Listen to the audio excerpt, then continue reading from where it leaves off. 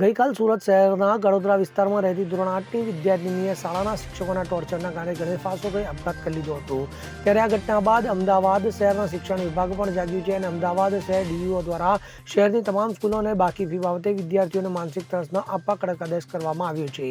તો મળતી માહિતી મુજબ અમદાવાદ શહેર ડીઈઓ દ્વારા શહેરની તમામ સ્કૂલોને એક પરિપત્ર પાઠવવામાં આવ્યો છે, જેમાં શહેરના ડીઈઓ દ્વારા શહેરની તમામ સ્કૂલોના સંચાલકો આચાર્યને જણાવવામાં આવ્યું છે કે બાકી ફી બાબતે વિદ્યાર્થીઓને માનસિક ત્રાસ ન આપવા અને પરીક્ષાથી બાકાત ન કરવા કે ક્લાસ બહાર ઊભા ન રાખવા તેમજ હોલ ટિકિટ કે પરિણામ બાકી ન રાખવા સ્કૂલ દ્વારા વિદ્યાર્થીને કોઈપણ જાતનું દબાણ ન કરવા કડક આદેશ કરવામાં આવ્યો છે. તેમજ જો ફી બાબતે કોઈપણ સ્કૂલ બાળકને ક્લાસ બહાર ઊભા રાખશે તો હોલ ટિકિટ પરિણામ રોકી રાખશે કે પરીક્ષાથી બાકાત રાખશે તો આ બાબતે કાર્યવાહી કરવામાં આવશે તેવી પણ સૂચના આપવામાં આવી છે.